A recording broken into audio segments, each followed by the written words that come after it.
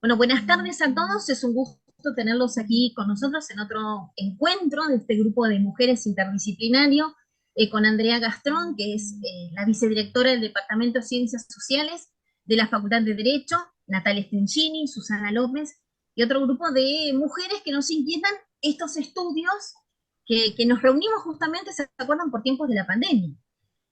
Y hoy nuevamente tenemos la inmensa alegría de oír a una mujer que es increíble, que todos estamos acá, creo que porque la conocemos, sí, personalmente, o por sus trabajos que son maravillosos, que es la doctora Marcela Aspe. Y la idea es, mediante este diálogo con ella, este conversatorio, poder conocer a esta investigadora excepcional, egresada de UBA, que ha llegado a ser nada más ni nada menos que decana de la Facultad de Derecho de la Universidad Nacional de Córdoba. Una trayectoria increíble, es una mujer profundamente profesional y sumamente generosa. Y nos habíamos propuesto con las entrevistadoras, por supuesto que darle la palabra, pero contarles algún detalle, ¿no? Yo la conocí hace mucho tiempo. No saquen las cuentas de los años míos, por favor. 1996 era mi primera participación, creo que era en Mendoza, el Congreso de Historia del Derecho organizado por el Instituto de Investigaciones de Historia del Derecho. Y llegó Marcela. Y la doctora Aspen, la verdad es que en ningún momento defraudó sus escritos, ¿no? Porque los escritos son geniales por la riqueza de las fuentes que trabaja, pero contarnos decir esas historias, esos procesos con los actores y los factores, hacer jugar ese cambio, nos presentaba una historia viva, esa reconstrucción que nos hacía imaginar que estábamos viajando en el tiempo. Así que fue mi primer encuentro con Marcela Aspe. Eh, Personal, así, viéndola ahí, y en nada defraudó, todo lo contrario. Y entonces quisiera oír, no de sus libros o de un CV de ella, si no me permito decirle a Marcela Aspel, por ella misma, quién es Marcela Aspel. Bueno, bueno, muchas gracias. Bueno, Claudia es muy cálida, es muy afectuosa, es una nena perdón, es una señora, pero es una niñita encantadora. Y yo, como soy mucho más vieja que ella, conservo ese recuerdo, esa bellísima sonrisa que tanto la caracteriza, esa juventud eterna que tiene Claudia.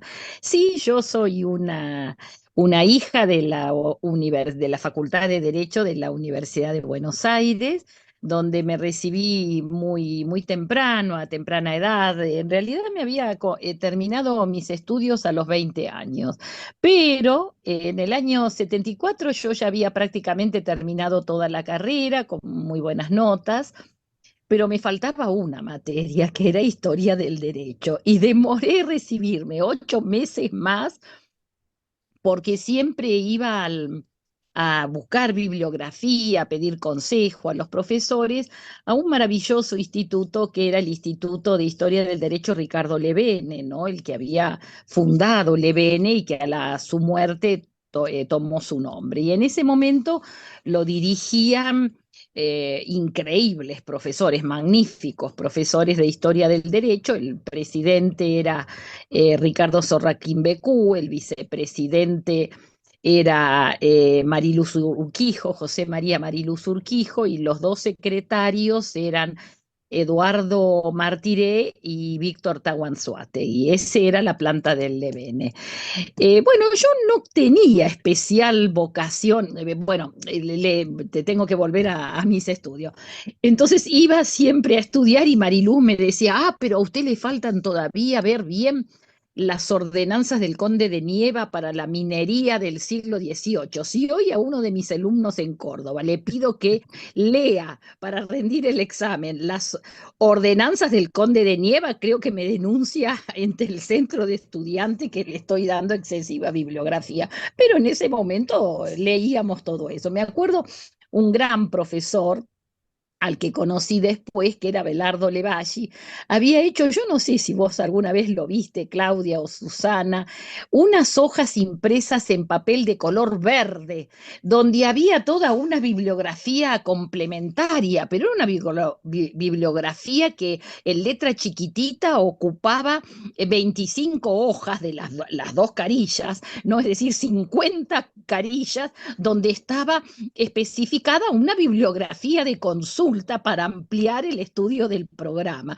Entonces, como yo iba habitualmente, me daban y me daban. Bueno, finalmente me recibí en junio de 1975, un día antes de mi cumpleaños, me recibí y me acuerdo que el examen, después que terminó, yo estaba completamente, porque en ese momento nos daban, las notas las daban cuando cerraba la mesa, es decir, como mi apellido es Aspel y el orden era alfabético, yo rendía entre las primeras, pero tenía que esperar a que la mesa cerrara para que me entregaran la libreta que se entregaba abajo, en lo que era la oficina de alumnos. Entonces yo estaba completamente exhausta y me había ido a sentar en el suelo, en el pasillo del aula, y se acercó Martiré y me dijo estas palabras: usted tiene que terminar de estudiar. No, le dije, doctor, esta es mi última materia y yo con esto me recibo. No, no, no. Usted tiene que terminar de estudiar. Pero no, doctor, yo me recibo aquí. Y él insistió y ahí me di cuenta que lo que me estaba pidiendo o sugiriendo es que hiciera el doctorado.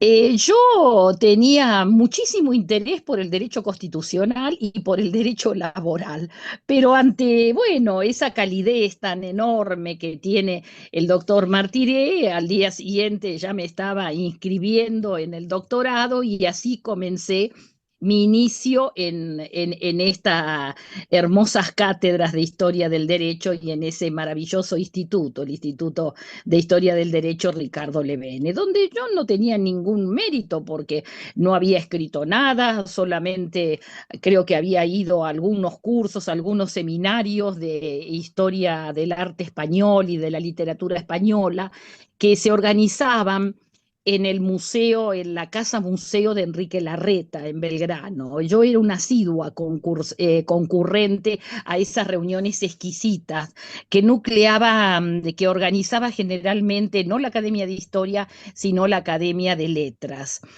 Esos eran todos mis antecedentes y un buen promedio. Y bueno, y postulé para el CONICET, me acuerdo que el doctor Martiré me dijo que fuera a su despacho, él era juez, y que me ayudó ahí a conformar un plan de investigación. Yo no tenía la menor idea de lo que era un plan de investigación, nada, no sabía absolutamente nada. Ni siquiera Claudia sabía escribir a máquina. Entonces el doctor Martiré me estuvo conversando conmigo sobre qué podía ser un plan, qué ideas me interesaban, qué aportes podía hacer.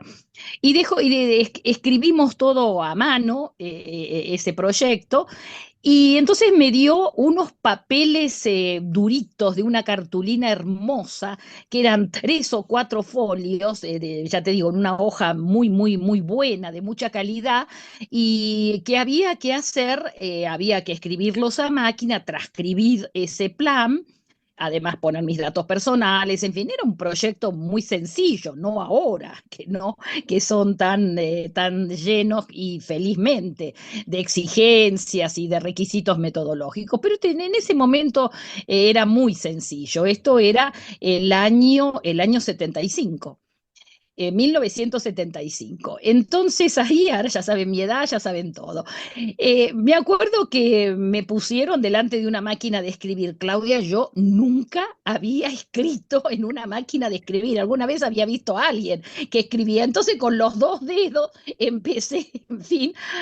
Y cuando terminé de escribir la primera hoja y la saco, para seguir al dorso, me doy cuenta la macana que había hecho. Había puesto el carbónico al revés. Ah, Nunca en mi vida había usado un carbónico, porque yo era una estudiante que solamente iba a la biblioteca, resumía, me hacía fichas, etcétera, pero no tenía una máquina de escribir en mi casa, no escribía a máquina, no sabía escribir a máquina. Bueno, me acuerdo que voy aterrada a la secretaria, que era una señora gorda, buena, así, un encanto, y le digo, mire lo que he hecho, he puesto el carbónico al revés, ¿ahora qué hago? El doctor se va a enojar muchísimo. Ay, qué pava que sos. Me acuerdo que me dijo eso. Entonces agarró una goma, ¿te acordás, Susana? Esas gomas, bueno, vos sos mucho más chica que yo, esas no, no, gomas no. duras con Yo un soy, circulito en el medio sí, con que se sí, sí, borraba antes. claro. Sí, Bueno, ella sí, lo sí. borró, lo escribió, lo terminó, qué sé yo. Bueno, y ese fue mi ingreso al CONICET, en un sistema de becas que primero eran las becas de iniciación, después eran las becas de perfeccionamiento, y después se postulaba, había que presentarse al doctorado, y una vez presentada la tesis doctoral, había que postular a la carrera de investigador científico. Bueno, comencé entonces, así comenzó mi vida en el CONICET. Y ahí pues, tuve una cosa maravillosa. Una vez me sucedió algo maravilloso que nunca en la vida volví a tener una experiencia semejante. Alguien me había hablado que en una comisaría, ya estábamos en plena época de la dictadura, ya habían pasado los años, ya el movimiento del 76, yo ingresé en el 75, al año siguiente vino todo el golpe militar.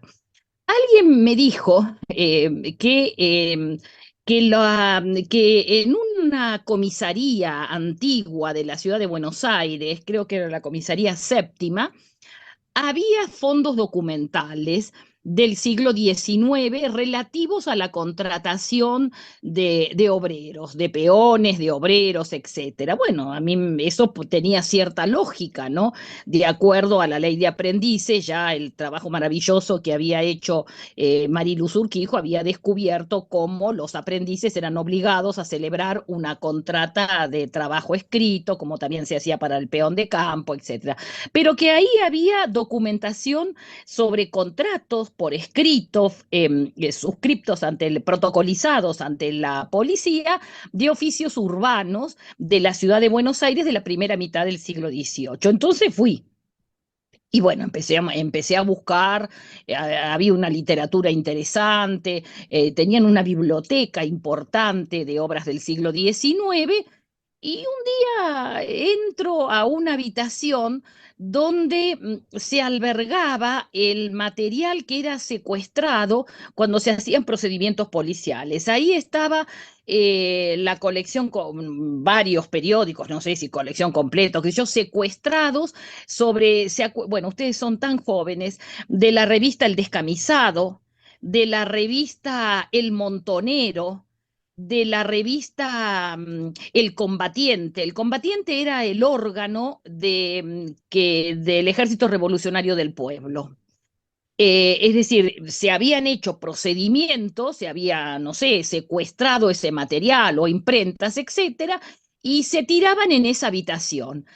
Y bueno, eso no era material que yo pudiera, que no se refería naturalmente al siglo XIX, pero en un momento encuentro en un rincón unos libros, como unos folios encuadernados, con tapas de pergamino. Indudablemente era una impresión, era ediciones del siglo XIX. Los abro y encuentro una maravillosa colección de contratos de trabajo suscriptos ante la policía, que comprendían actores que trabajaban en el Coliseo, por ejemplo, en el Vauxhall, contratos de peones carreteros, contratos de trabajo de paseadores de perros, contratos de trabajo, pero eran contratos suscriptos ante la policía y protocolizados, donde se establecían perfectamente las condiciones de trabajo, etcétera. Entonces había un comisario muy amable, a quien yo naturalmente era amable, pero yo le fastidiaba, porque iba todos los días ahí a consultar, a ver cosas. Entonces voy y le digo, mire, he encontrado esto. Entonces lo mira, "Ah, esto es una cosa vieja. Ah, pero a mí me interesa muchísimo esto, a mí me interesa muchísimo verlo. Ah, llévatelo a tu casa. Pero yo lo puedo llevar a mi casa, usted me da un papel que puedo sacar. Sí, sí, sí, por supuesto. Claro, lo que quería este buen señor es que yo no fuera a fastidiarlo, que no siguiera yendo a la comisaría y ocupara tiempo y un escritorio y qué sé yo, cuando ellos tenían muchas cosas que hacer. Entonces me lo llevo, él me extiende un certificado, después cuando lo termine de leer, me lo devuelve, sí, claro. Entonces al día siguiente lo envuelvo en una sábana vieja, no, eran 2 tomos, en una sábana vieja, muy cuidadosamente lo meto para que no se arruinara. Y voy a dar clase con Mariluz Urquijo, yo era su ayudante, le pasaba lista, daba a veces alguna clase que él me encomendaba bajo su supervisión, y le digo, mire, doctor Mariluz, lo que encontré en esta comisaría se quedó helado. ¿Y esto quién te lo dio? Y me lo dio. ¿Y cómo usted tiene? Él me trataba de usted. ¿Y cómo usted tiene esto? No, el comisario me lo dio. Acá tengo el permiso para sacar. Y él, ¡ah! Se quedó helado. Pero esto tiene que estar en el Archivo General de la Nación. Ah, no, yo no voy a hacer nada de eso. Yo lo voy a copiar a mano. Fotocopiadoras en ese momento no existían. Lo voy a copiar a mano, lo voy a transcribir completamente y ese fue el gran hallazgo documental que hice en mi vida. Nunca en mi vida, después encontré los fondos del archivo de la Inquisición, en fin, aquí en Córdoba, pero nunca encontré un bloque documental que fue el que fundamentó mi tesis. Tardé 2 años y medio en recibirme y tardé 6 años en redactar la tesis. Mientras tanto, mi mamá se había jubilado, había comprado un nuevo televisor, era televisores blanco y negro en esa época, ¿no? Y quería ver sus películas y sus cosas, pero yo prohibía todo eso, prohibía, porque no, no, no, si el ruido del televisor me distrae y yo quiero estar tranquila, entonces era un sistema, había impuesto un sistema ahí de monasterio en mi casa que mi mamá no soportó y un buen día papá y mamá me compraron un departamento que era en un edificio que tenía 2 torres. La torre de adelante estaba ocupada en semipisos muy bonitos, en fin, que, que era propiedad de, porque esto había sido un emprendimiento de militares, una cosa así. La torre de atrás, donde no tenía ascensor, eran departamentos de 2 ambientes muy chiquititos, generalmente ahí vivían todos estudiantes. Papá y mamá me compraron un departamento y me mudaron todos los libros para que dejara de fastidiar. Ese departamento quedaba, después descubrí, que quedaba a la vuelta de Mariluz y Daisy ese departamento, pero por azar del destino, ¿no? Yo estaba viviendo a la vuelta de Mariluz y Daisy. Entonces Mariluz y Daisy se compadecían de mí. Venía, me acuerdo, Daisy, ¿de qué tiene en la heladera? Ay, tengo una salchicha, 2 huevos. No, no, no, venga a comer a casa, que Emilia, la cocinera que tenía, que era maravillosa, va a hacer una empanada gallega riquísima, la convido. Bueno, y ahí empezó una relación hermosísima. Yo de algún modo la relato, no sé si han escrito lo que está en la página web de la Academia Nacional de la Historia, Daisy, la mujer equivocada, ¿no? Donde recuerdo esos tiempos felices en que iba mucho y compartía muchos momentos con quien era mi jefe, bueno, mi titular de la cátedra. Si bien el director de trabajo era Eduardo Martiré. Mi director en el CONICET era Eduardo Martiré. Bueno, y fueron pasando los tiempos y me doctoré, ingresé a CONICET, no ingresé como asistente, ingresé como adjunta porque la tesis fue considerada muy buena y en ese momento pasé directamente a ser adjunta sin director. Y un buen día, en un congreso que se hacía aquí en Córdoba, esos congresos que recién recordaba Claudia, los periódicas jornadas de historia del derecho en Argentina, se hizo en Córdoba y conocí a un profesor cordobés y bueno, al año siguiente me casé con él, nos casamos. Vine a Córdoba, me presenté al concurso, lo gané Y bueno, y desde entonces comenzó mi vida aquí en Córdoba como profesora, ¿no? Y bueno, yo no había tenido ninguna experiencia política, ¿no es así?, en la vida universitaria. Era una estudiante, una profesora muy dedicada a tratar de dar buenas clases, a escribir mis trabajos, etcétera. Y aquí, en ese momento, esto fue en el año 85. La universidad estaba, bueno, se había recuperado la democracia y estaba en un proceso de ebullición y con planes de estudio muy antiguos. Hacía 56 años que no se cambiaba el plan de estudio. Y entonces, bueno, con mi esposo creamos un grupo de profesores que intentó llevar una propuesta de cambio, bueno, no hay, creo que no uno de los organismos más democráticos que tiene nuestro país es la universidad, a su consejo directivo. Nosotros queríamos, iniciamos un proceso para cambiar, renovar el plan de estudio, que ya les digo, tenía 56 años sin ninguna modificación y donde había muchísimos aspectos que no se atendían. Bueno, las luchas políticas significaron 12 años de peleas, para tratar de peleas en el buen sentido, de luchas universitarias para tratar de alcanzar nuestra propuesta, designando consejeros de nuestra lista que pudieran votar esa reforma en el consejo directivo. Y un buen día ganamos, 12 años perdimos, todos los años perdíamos. Yo estaba tan acostumbrada a perder que el día que ganamos las elecciones, yo era la fiscal general, ¿no?, del grupo nuestro, que se llamaba Recuperación Académica.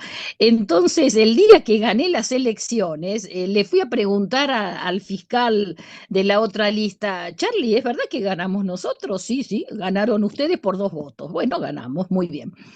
Pero el otro grupo impugnó la elección. Entonces tuvimos que ir a la Cámara, primero, bueno, al Consejo, rechazaron nuestro pedido, al Consejo Superior rechazaron nuestro pedido y fuimos a la Justicia Federal, que nos dio absolutamente la razón. Las elecciones habían sido impecables, habíamos ganado no por una abrumadora mayoría, sino por 2 votos.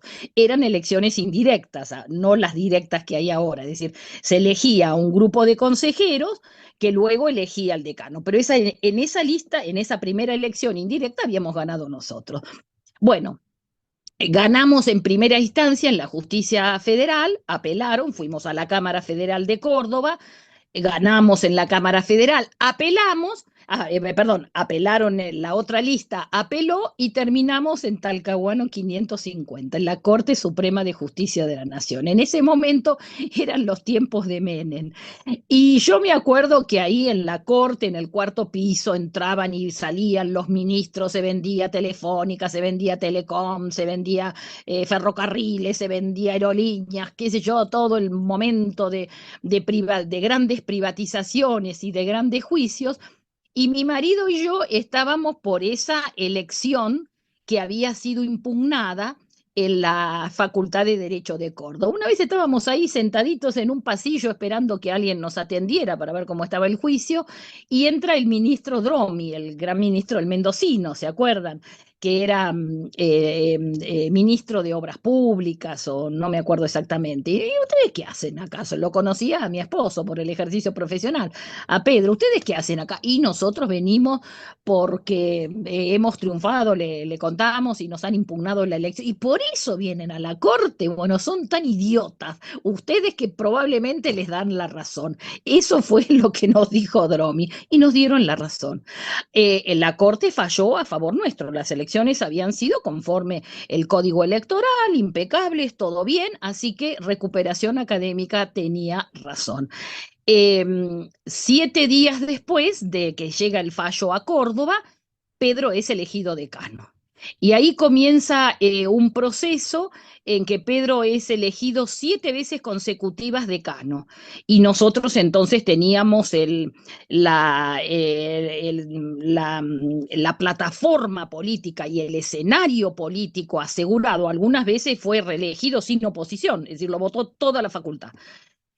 para iniciar el cambio de plan de estudio. Que muchas veces se había intentado planes de estudio que declaraban no obligatoria la materia y quitaban derecho romano, historia del derecho, las ponían como materias optativas.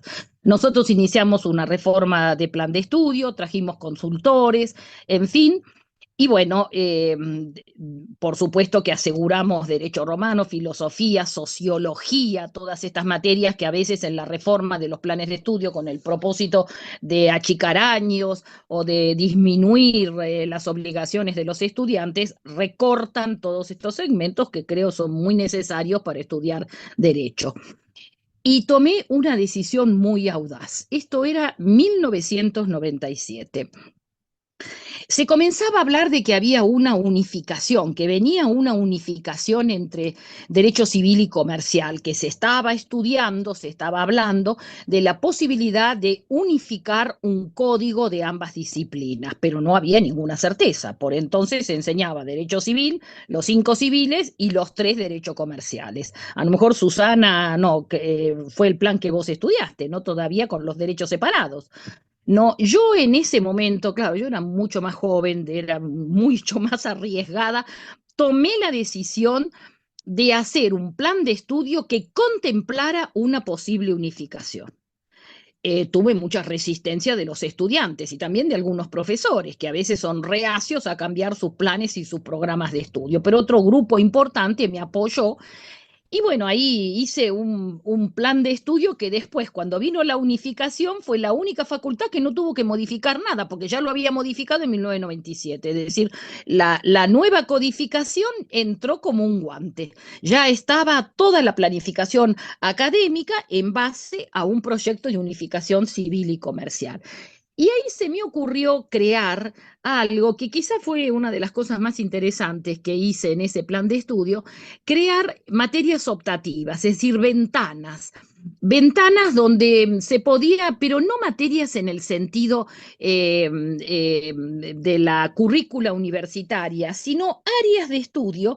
A lo mejor un chico, una chica, un joven profesor iba a Europa, estudiaba un tema determinado, eso se convertía en una tesis, y ¿por qué no traer esas ideas a la currícula universitaria? Entonces, por 2 o 3 años podía explicar esas nuevas ideas. Y entonces comenzaron una serie de materias, además de las materias troncales, etcétera, de materias optativas chiquititas, enfoques que revolucionaban el estudio del derecho y que hoy continúan.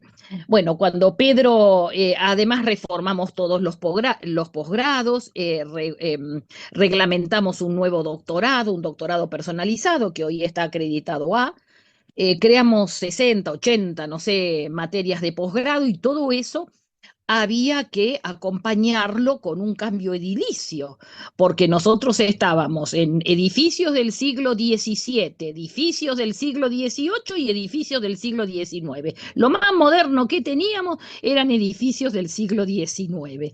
Es decir, que tuvimos que lanzarnos a una política de compra de todos los terrenos aledaños cuando una casa vieja cerca de la facultad se derrumbaba o ya estaba la facultad ahí buscando, convenciendo al dueño que nos la vendiera a nosotros.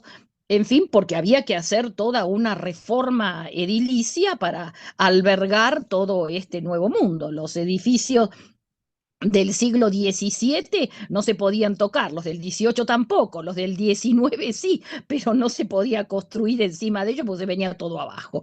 Entonces había que comprar terrenos nuevos. Y bueno, quintuplicamos el espacio de la universidad.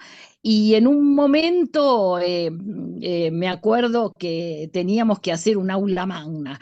Entonces, bueno, se hizo el aula magna, y en medio de la construcción yo empecé a pedir al arquitecto, iba al rector y lo convencía: quiero que el aula magna tenga un escenario de 24 metros así de frente y 14 metros de fondo. Ay, ¿por qué un aula magna así? Si es un escritorio y un profesor que habla. y quiero baños para mujeres y para hombres. ¿Y por qué? Bueno, sí, está bien, pero los baños tienen que tener duchas y además quiero un vestuario. ¿Y qué? ¿El profesor se va a duchar antes de hablar? Me acuerdo que decía, me criticaba el rector que era un ingeniero. Yo quería tener un teatro. Yo quería tener un teatro. En el fondo quería, pero si decía que quería tener un teatro, me mataban y no iba nunca a construirse. Y hoy el teatro es una de las grandes maravillas que tiene nuestra facultad.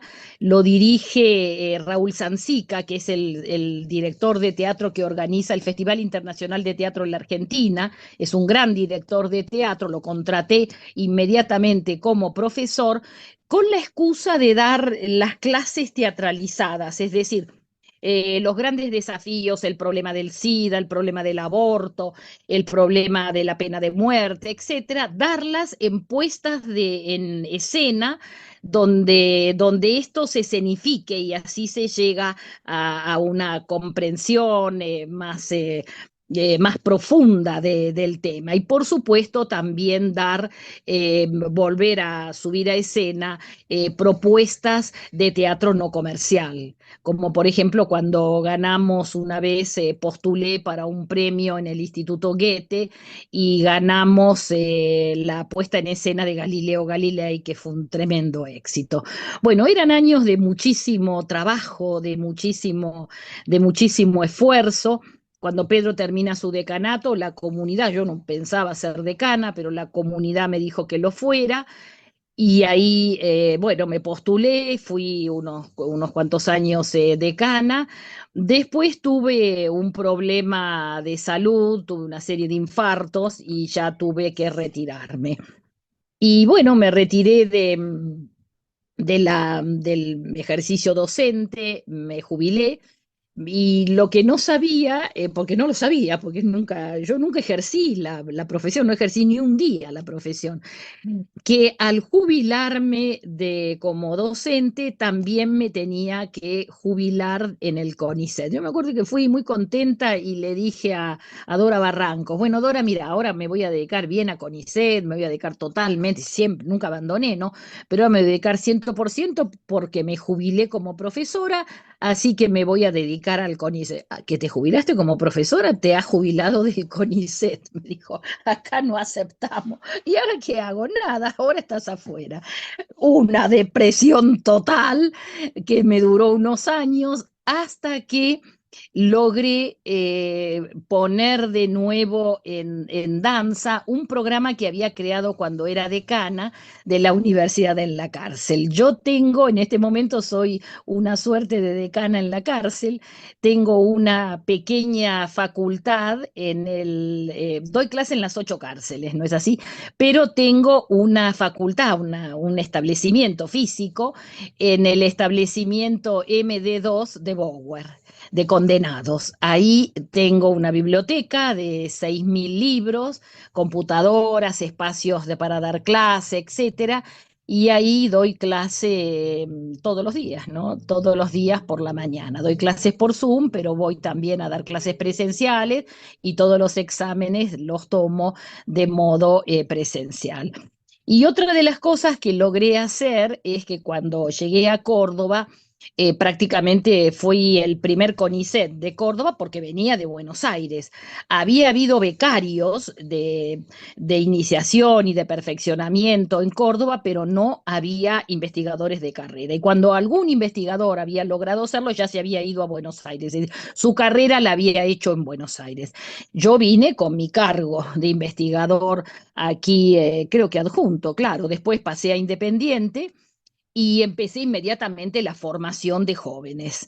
Eh, bueno, profesores que me siguieron en filosofía, en sociología, básicamente, en derecho internacional, en derecho tributario también logramos armar un grupo, en derecho civil, etcétera. En un momento determinado tenía más o menos unos 30 investigadores de carrera y ahí entonces postulé para convertir el Centro de Investigaciones Científicas en una unidad ejecutora. Fue la primera unidad ejecutora en una facultad de Derecho, la de Córdoba. Eso se logró en el año 2013-2014, durante mi Qué decanato. maravilla. Sí, eso lo logré en esos años. Me acuerdo con la pelea terrible con los químicos, ¿no? Pero finalmente entró al directorio del CONICET Dora Barrancos. Yo apoyé muchísimo a Dora Barrancos, la gran socióloga, ¿no? La candidatura, le hice campaña en Córdoba, en fin, la invité a Córdoba. Dora es doctora honoris causa por nuestra universidad y ella apoyó con una gran generosidad, vino, le encantó, como habíamos formado una unidad ejecutora de la nada, ¿no? De la nada y siempre con el terrible rechazo. Me acuerdo cada vez que un químico dirigía el CONICET, todos nuestros proyectos de unidad ejecutora se ahogaban, pero Dora lo entendió muy bien y bueno, fue la primera unidad ejecutora. No sé si ahora hay otras unidades ejecutoras en facultades de Derecho. ¿Buenos Aires tiene unidad ejecutora? No, asociada, tal vez. Me parece que es asociada, pero no estoy en condiciones Ah, de corroborarlo. nosotros somos Andrea, unidad Natalia, ejecutora. Me parece lo Y, mismo, que es asociada, Claudia. me parece, Sí. me sí, parece eso. eh, Marcela, el, qué el linda instituto. entregada del derecho. Qué Y vida después, maravillosa. la unidad ejecutora, bueno, ahora la dirige quien es uno de mis principales discípulos, que es Esteban Federico Llamosas, ¿no? Además es un chico con una pluma divertidísima, escribe novelas, de que la gran protagonista de las novelas es la Facultad de Derecho. Así que Claudia, siempre ahí estamos pintados en sus novelas. Muy divertido. Sí, yo aparezco Protagonista principal en una de ellas. en la, ¿cómo es? En la, el de Van Espen, el robo de Van Espen, donde aparezco como una ladrona de libros, ¿no? Y Es ahí verdad. dice, en una página, me acuerdo cuando yo leí, él era todavía tesista mío, y ahí cuando escribió, no sé si El crimen de Van Espen, algo así se llama, no me acuerdo en este momento de sus múltiples novelas. En una página escribe, y apareció yo me llamo Patricia O'Riordan, es decir, me puso apellido irlandés, todo el mundo sabía que era yo, ¿no? Y dijo, y me describe, apareció en ese momento, no sé, entró al aula, la profesora de Historia del Derecho, que era tan alta como ancha. Esteban, le bocho la tesis. Va a tener que escribir que soy delgadísima. No, bueno, por supuesto que la tesis era maravillosa y quedó muy bien, ¿no? Y Esteban es hoy quien dirige la unidad ejecutora, ha postulado, ha ganado, ha concursado.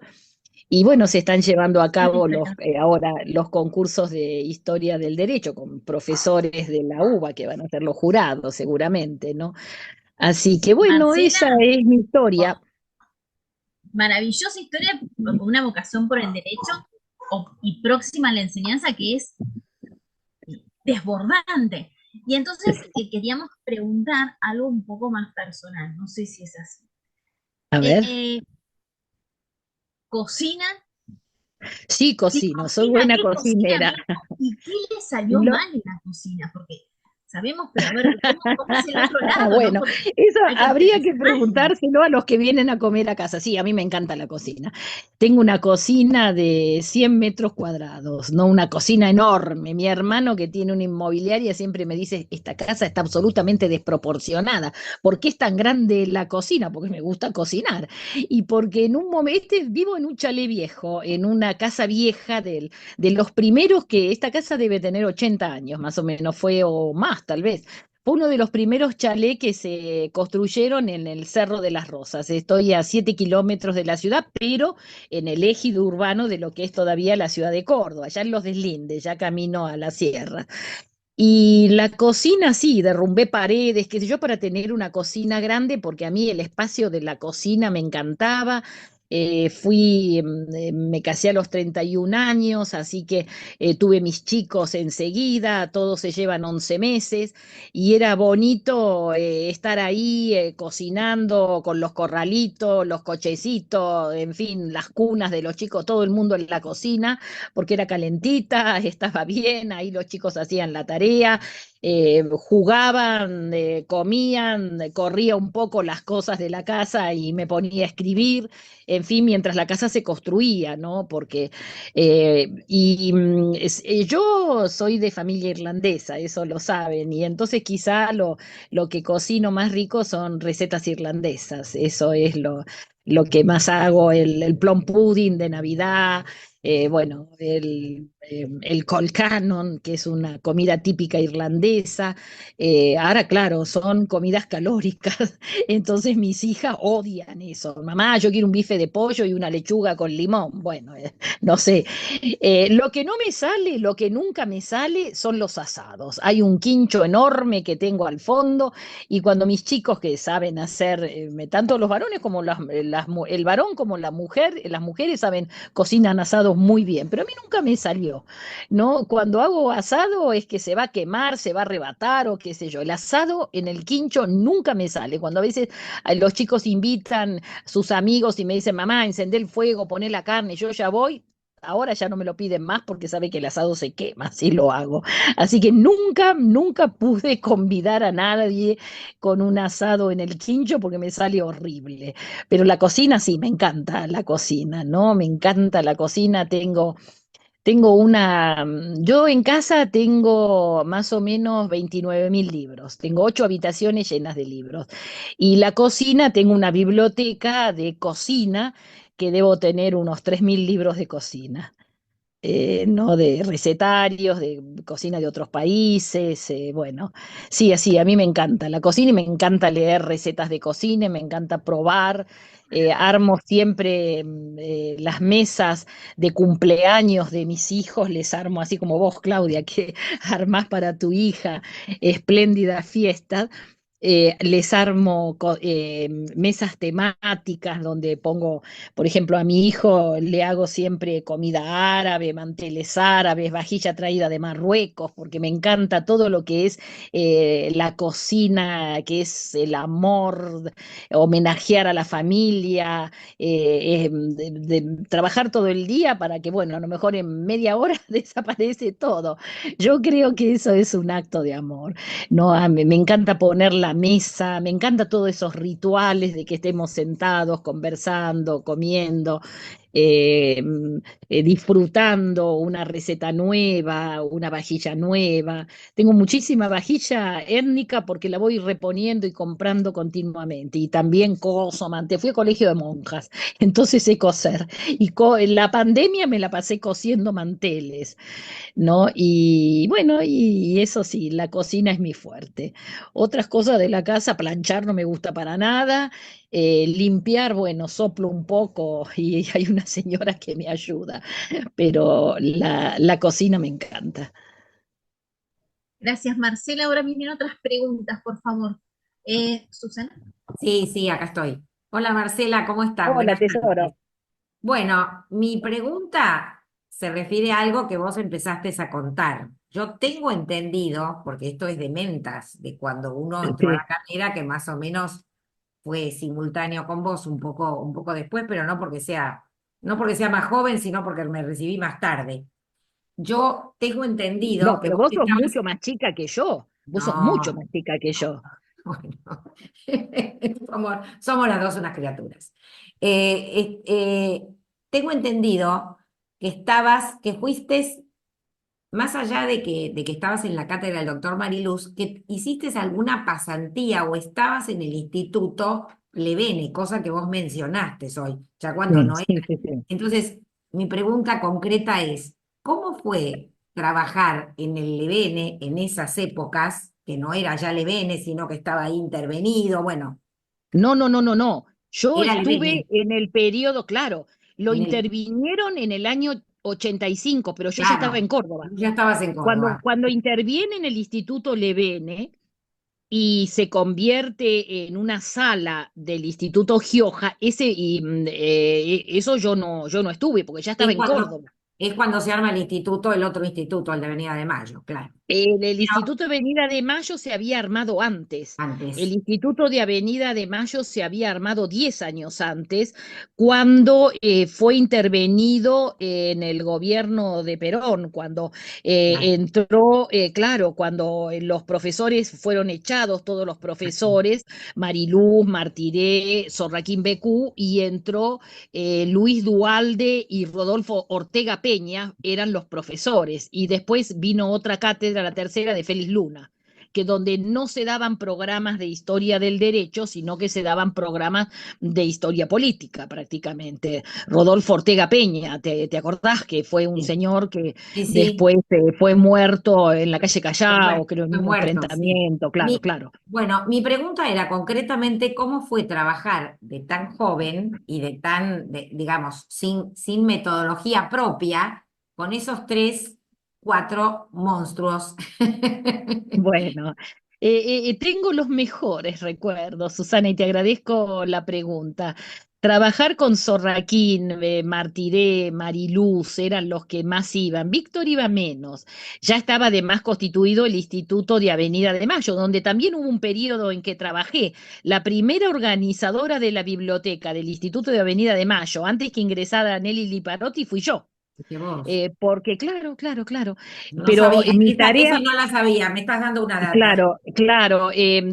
Después la contrataron, después entró Nelly como personal de apoyo al CONICET, pero ¿Mm? yo como era becaria del CONICET me pidieron que empezara a organizar la biblioteca. Las primeras fichitas de la biblioteca, unas chiquititas, cuadraditas, esas las hice yo, siempre me acuerdo. Ahora, trabajar en el Levene fue maravilloso. Sorraquín era un hombre de una generosidad extrema. Mariluz era agudo, divertido. Me acuerdo que te había que dar clase, había que empezar a las 8 de la mañana, pero estar 7:30 en sala de profesores. Y yo protestaba porque tenía que levantarme temprano y me decía, levantarse temprano embellece. Así que bueno, me acuerdo, me consolaba con eso. Y Eduardo tenía, por supuesto, una calidez, una calidez. Está muy bien. Ayer perdón, el Día de la Madre, el domingo, me llama por teléfono Eduardo y me dice, Marcelita, esta vez te llamo yo lo llamo cada 15 días, 10 días, todas las semanas a veces, pero este último domingo, bueno, como hoy es el Día de la Madre, ahora te quiero saludar yo. Y me llamó y está recuperándose muy bien, es maravilloso como estar, tuve un gusto enorme el domingo, ¿no? Cuando me llamó. No, fue un periodo muy feliz de mi vida. Yo empecé a tratar de cuidar la biblioteca. Me acuerdo que en ese momento venía por canje muchísimo. Nosotros publicábamos la revista Ricardo Levene y además colecciones de todas, de las 5 o 6 colecciones que tenía en ese momento el Levene, de colecciones documentales, de estudios, series monográficas, etcétera, y eso se distribuía por canje. Y venían muchísimos libros al Leven y yo era la encargada de organizar la biblioteca y era la jefa de investigaciones. Fue una tarea preciosa, ¿no? Organizamos el sexto Congreso de Historia, perdón, del Derecho Indiano, lo organicé con Raquel Vicio de Orlando, y las dos éramos, Raquel y yo, éramos las únicas alumnas del doctorado. Entonces venía Sorraquín Becú a darnos clase a las dos. ¡Qué placer! Nos reuníamos ahí una salita chica, que está una mesita redonda, que está al lado del salón rojo entrando a la planta baja de sala de profesores. Hay como una aulita, un lugar muy lindo Está con Raquel, boacería Marcela, en la oscura. sala. Perdón, está ¿Cómo? Raquel acá en la Está sala. Raquel, sí. Está Ah, Raquel. bueno, Raquel, un saludo.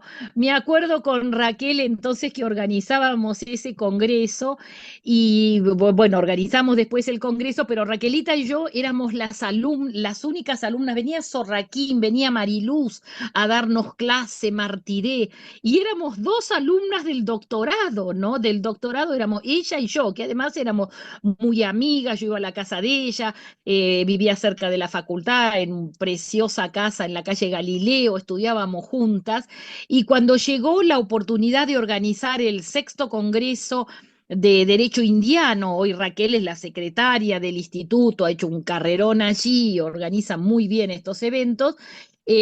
Martiré y Mariluz y Sorraquín nos dijeron, chicas, organicen ustedes el congreso. Y trabajamos enormemente con Raquel para poder llevar a cabo ese congreso que se celebró en un espacio privilegiado como es el Teatro Cervantes. Me acuerdo, allí hacían las sesiones y después había un programa social bonito, que bueno, que fue cuidadosamente estudiado por el doctor Martiré, que era el que estaba a cargo, tenía muy buenas ideas y muy buenos contactos para poder sostener este congreso. Así que bueno, ahí así fue nuestra vida. Cuando nació mi primera hija, María Cecilia, nació en Córdoba, eh, el primero que estaba en el hospital llegó antes que mi mamá, era Sorraquín y Martiré. Sorraquín y Martiré, cuando, no sé, Pedro creo que lo llamó y le dijo, Marcela acaba de dar a luz, está muy bien. Bueno, no sé, al rato, no sé, o al día siguiente, estaba Martiré y Sorraquín Becú se tomaron un avión y vinieron a conocer a mi hija en el hospital. Eso fue para mí tan emotivo, lo llevo en el corazón como un recuerdo preciosísimo. Tanto es así que como yo salí del hospital y ellos estaban todavía ahí, y entonces, bueno, la vamos a bautizar mañana, porque yo quiero que ellos estén cuando se bautice. Así que hubo que traer urgente a todo el mundo, organizar en la Catedral de Córdoba, en una de las capillas laterales, hubo que organizar rapidísimo un bautismo porque Sorraquín se quedaba solamente 2 días, o 2 o 3 días se quedó para estar con Cecilia. Me acuerdo fotos de Sorraquín sosteniendo a la bebita en brazos y a, y Martiré lo mismo, ¿no? Eran momentos muy, muy felices. También, no vino Mariluz porque no estaba. Mariluz se acuerdan que hacía muchísimos viajes, pero después vino con Daisy a conocerla. Unos meses después, cuando volvieron, viajaron aquí a conocerla.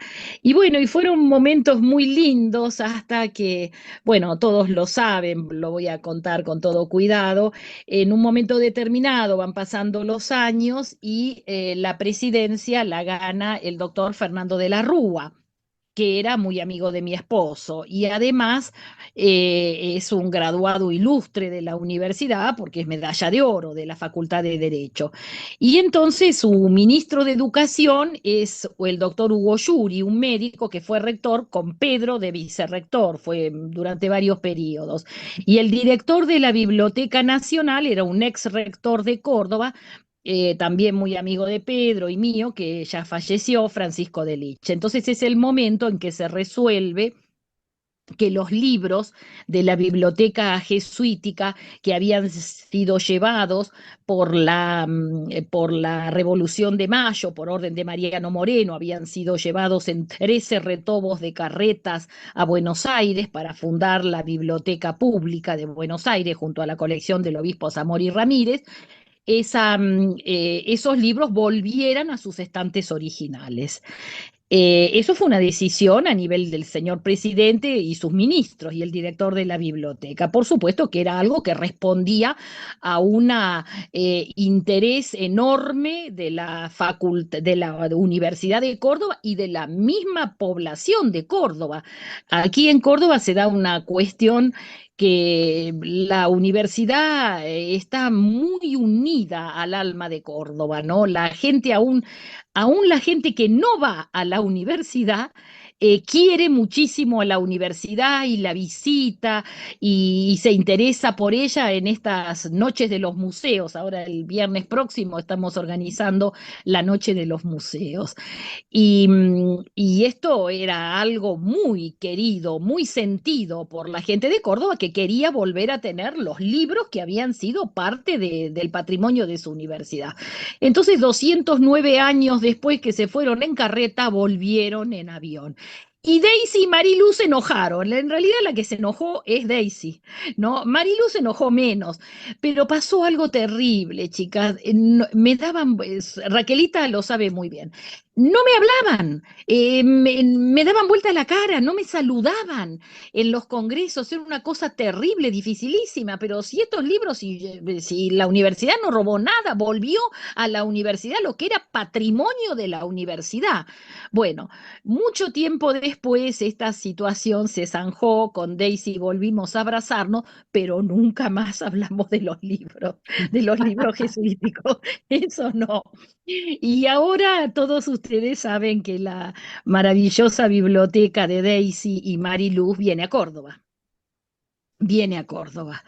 Es decir, hay un legado que vuelve a Córdoba, es decir, vuelve, no, viene la biblioteca que formaron Daisy y José María, de 20.000, no, ya no sé cuántos libros son, los albaceas se están ocupando de eso, los albaceas que designó Daisy en su testamento se están ocupando de eso y va a venir esa biblioteca, vuelve a Córdoba. Daisy aquí tenía un lazo de amor muy grande con la universidad.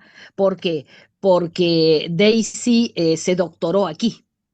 Ese maravilloso libro, El matrimonio en Indias, realidad social y regulación jurídica, es la tesis doctoral.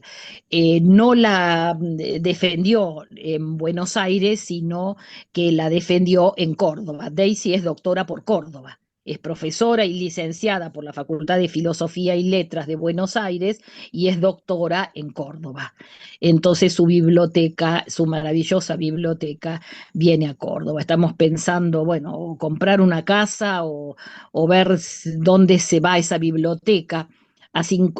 Pedro, el año pasado ya se logró inaugurar un complejo, es decir, se logró restaurar el refectorio, el antiguo refectorio de los jesuitas, que cuando se abre la calle Duarte Quirós hacia finales del siglo XIX, un intendente desaprensivo hacha, digamos, el monasterio original y rompe toda la parte de lo que era la ranchería de los negros, la casa del rector, etcétera, para abrir la calle Duarte Quirós. Hoy eso se ha logrado restaurar en la medida de lo posible y aquí, como la Biblioteca Mayor está ya desbordada de centenares de miles de libros, probablemente esa colección pueda ir ahí. Estamos negociando el tema, ¿no? Estamos viendo dónde es el mejor lugar para poner esa biblioteca, ¿no? No Te sé, voy a son hacer la 20, segunda 30 mil. pregunta y siento que me quedan montones de cosas por preguntar, pero tengo que darle lugar a las otras dos colegas.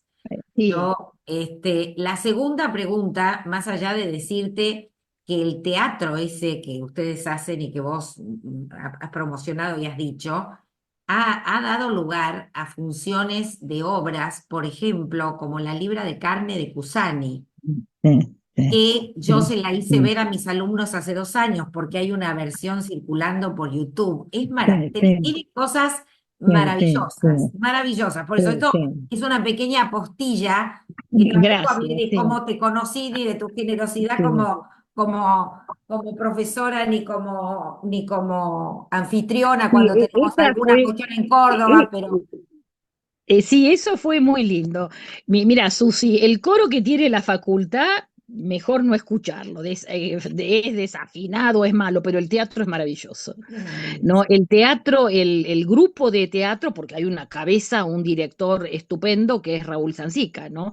Que ya te digo, es el que organiza el Festival Internacional de Teatro en Córdoba. Acá todos los meses, en el mes de noviembre ahora va a comenzar, vienen compañías teatrales no comerciales, ¿no? No comerciales de todas partes del mundo. ¿No? Bueno, Y se hacen puestas en escena maravillosas en plazas públicas, etcétera. Aquí el teatro tiene una enorme tradición, ¿no? Y el teatro una, universitario también. Y nosotros fuimos los primeros que iniciamos en Córdoba la Noche de los Museos Universitarios, ¿no? Donde las obras de teatro las escribo yo. Y ahí, y con Esteban, algunas me ha ayudado muchísimo Esteban, ¿no? Y ahora, bueno, vamos a inaugurar una nueva en la sesión del viernes, mañana y pasado hay ensayo general, vamos a ver cómo sale, ¿no?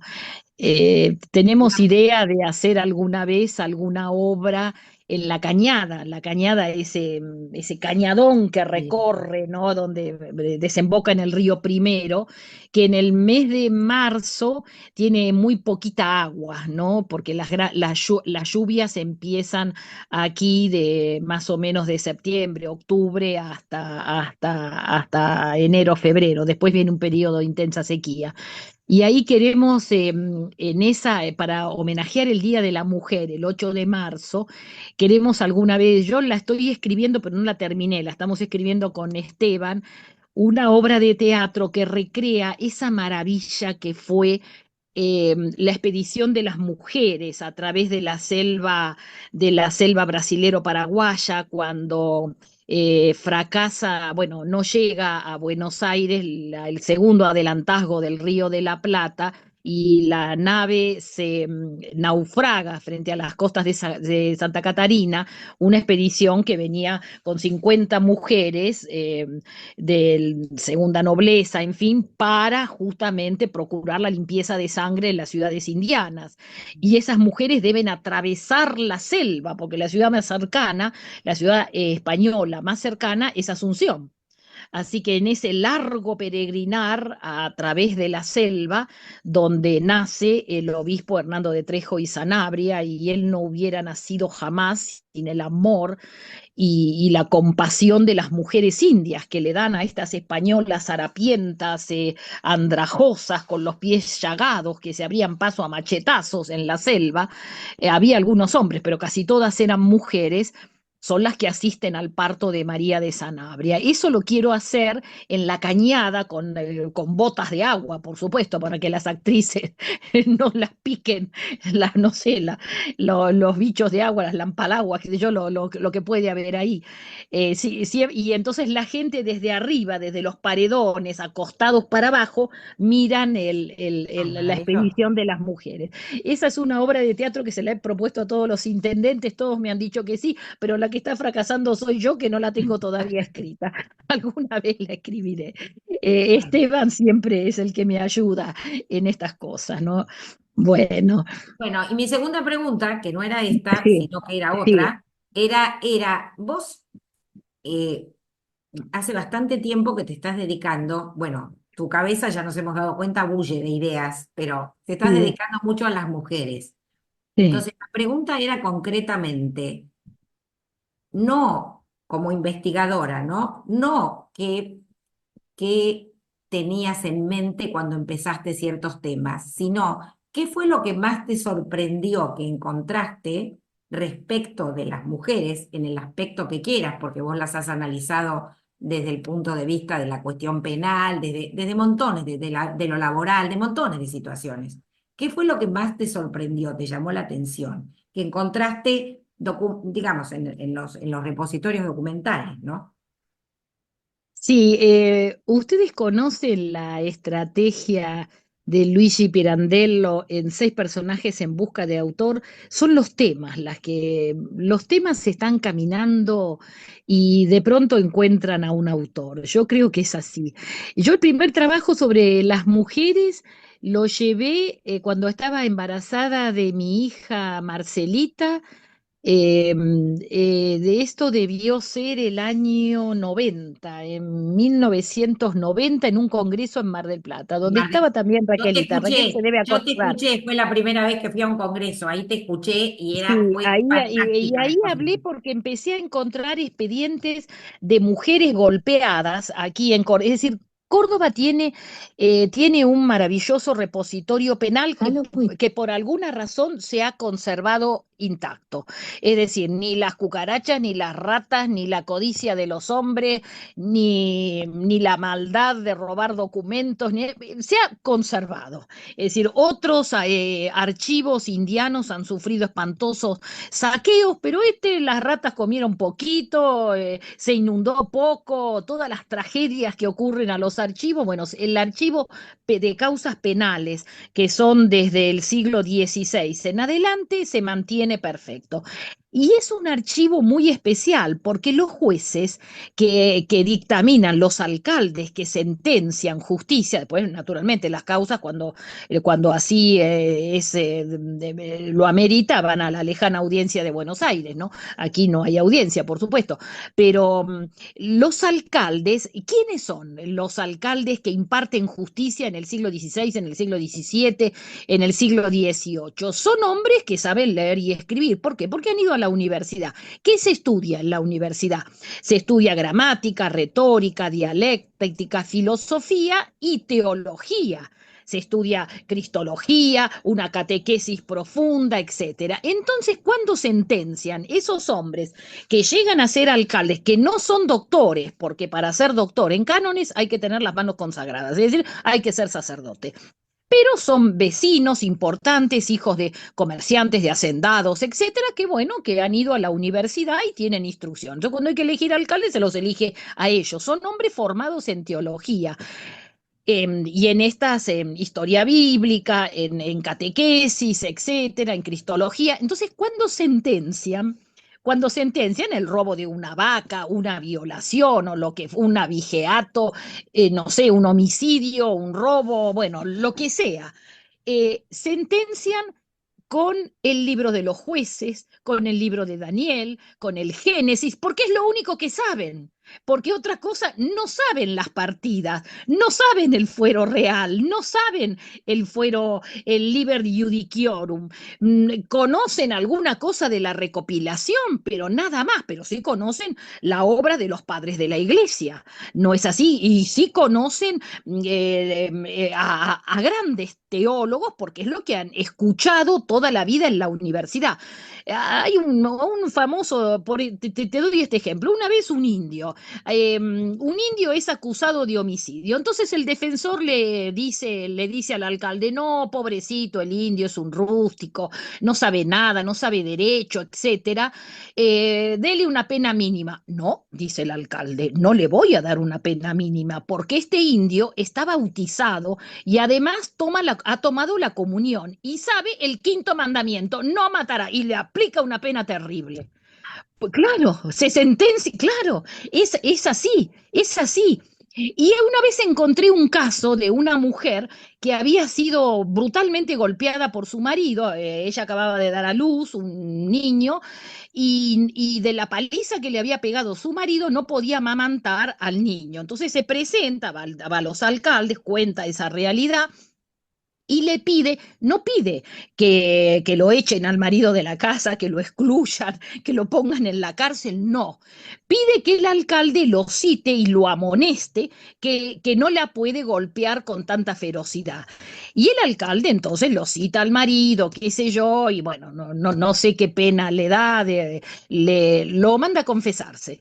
Y la pena que le da es que le dice que debe practicar el sacramento de la penitencia. Y en la sentencia, el alcalde termina diciendo, es de derecho natural que el hombre, como cabeza de la mujer, la castigue, pero poquito. Es de derecho natural. ¿Qué está citando? El Génesis. ¿No? O has salido de la costilla y estarás bajo la cabeza de tu marido y él te gobernará. Eso es el Génesis. Es decir, esa sentencia con ese contenido en un periodo de identificación entre delito y pecado. Todo lo que es pecado es delito y todo lo que es delito es pecado. La gran reforma vendría, ya sabemos, en el siglo XVIII, que reformas que luego se profundizan en el siglo XIX. Pero en ese momento la identificación de los dos órdenes es enorme. La ley es injusta, la ley injusta puede ser rechazada por el pueblo, porque la ley injusta no agrada a Dios. Eso es una teoría que, por ejemplo, la sostiene no solamente Antonio de Castro, y en política de corregidores, Castillo de Bobadilla la dice muy claro en política de corregidores y señores de vasallo. ¿no? Y una vez, por ejemplo, se plantea un caso de un verdugo. Un verdugo debe ejecutar una pena de muerte aquí en Córdoba. Bueno, señor, el verdugo, ¿quién es el verdugo? El verdugo es el preso generalmente más odiado de la cárcel, tiene largas condenas, entonces tiene una suerte de vida un poquito mejor, le dan mejor de comer, alguna vez le permiten salir, alguna cosa así, pero vive dentro de la cárcel con ciertas libertades porque es el verdugo y el verdugo es muy necesario para que funcione una cárcel, porque hay que apalear, hay que dar azotes, el azote es la pena más de bajo costo operativo, más económica, más rápida, más fácil, y eso lo hace el verdugo. Y alguna vez hay que ahorcar. Y un verdugo dice una vez se presenta ante el alcalde y dice que no va a ejecutar la pena que le imponen, no me acuerdo en este momento, el reo que estaba condenado, porque él sabe que es inocente. Está planteando la objeción de conciencia. Lo que hoy tanto está en los tribunales con relación a, bueno, prácticas médicas, etcétera, es objetor de conciencia. Y eso, y cuando lo dice, por supuesto que no lo escribe él, probablemente sea iletrado, lo escribe el asesor de pobres, el defensor de pobres, lo auxilia al verdugo y cita el libro de Daniel, el famoso caso de cuando sacan a pasear la estatua de Nabucodonosor y tres jóvenes se niegan a adorarlo, tres jóvenes judíos y finalmente, bueno, son quemados vivos, etc. Está citando el libro de Daniel. Eso es porque por la presencia de una universidad que hoy tiene 410 años enseñando teología.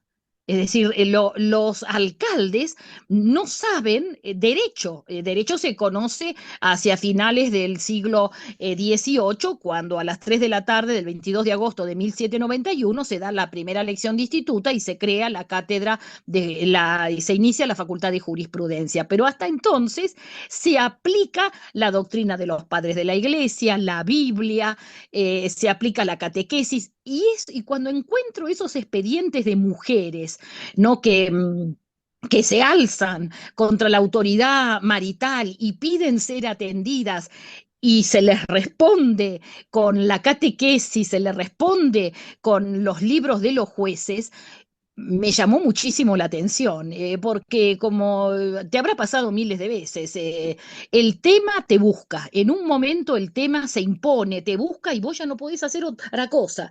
Cuando un tema se te mete en la cabeza, vos ya no podés hacer otra cosa, te dejás guiar.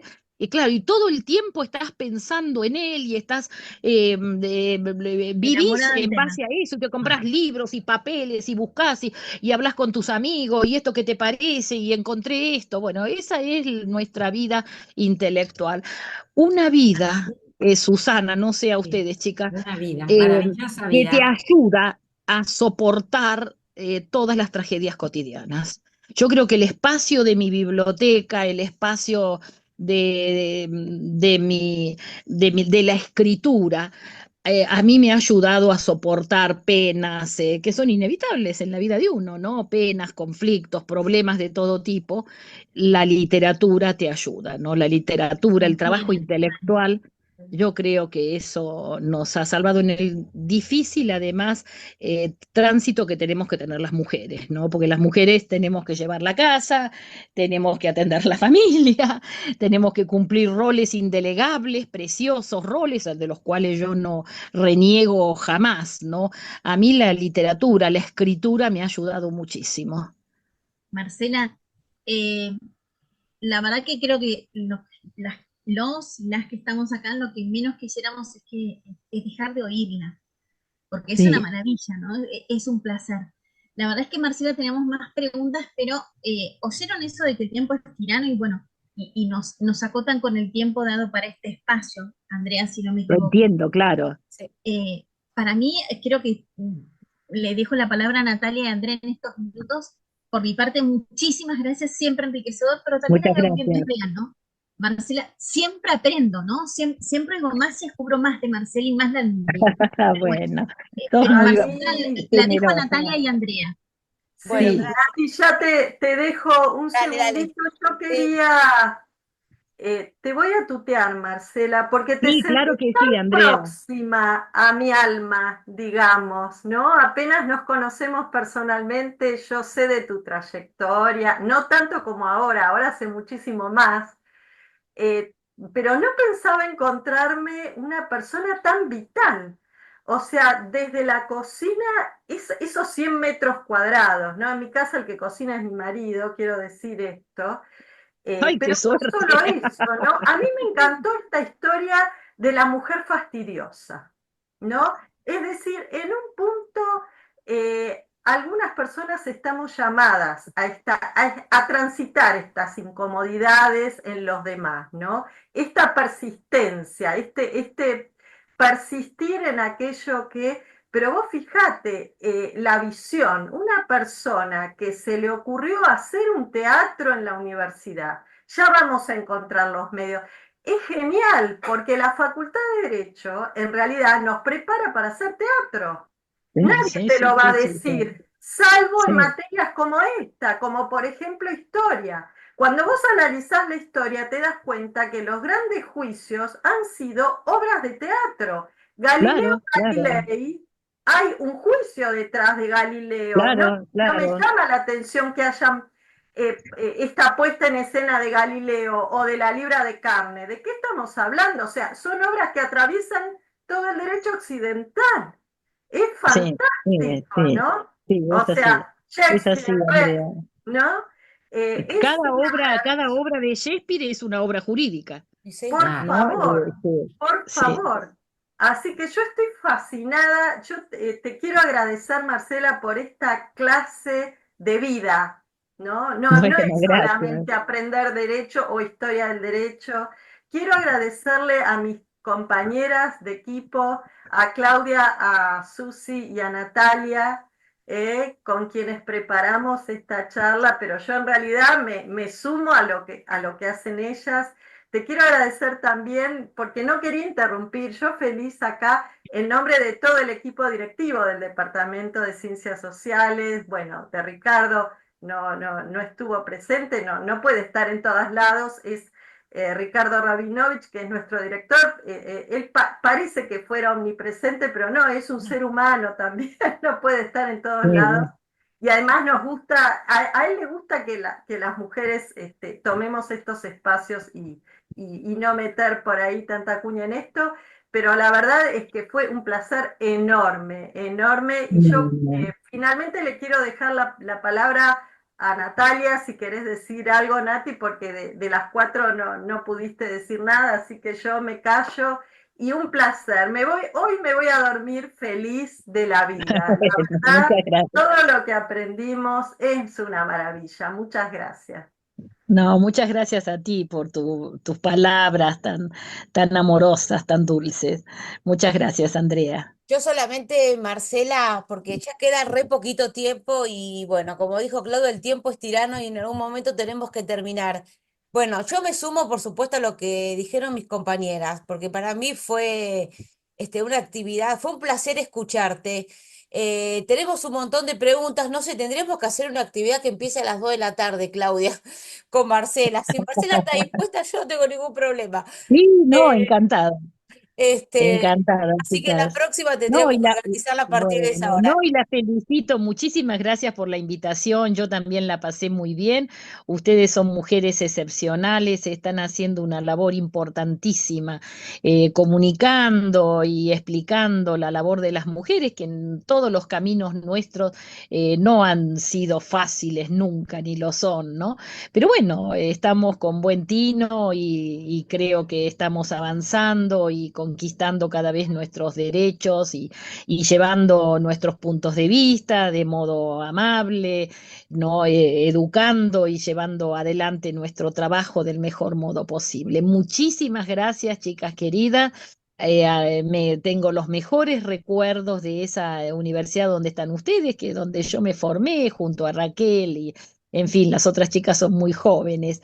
Así que un gran saludo para ustedes y muchísimas gracias de todo corazón por este espacio. Cuando ustedes quieran, nos volvemos a Gracias, reunir. Bueno, Marcela. gracias, Hasta Gracias pronto, a Marcela. todos querida. los Hasta asistentes. pronto. A vos. Gracias, Hasta pronto a Marcela. todos. Hasta Cariños a pronto. todos. Cariños, Chao. Susi. Hasta pronto, hasta pronto. Maestra.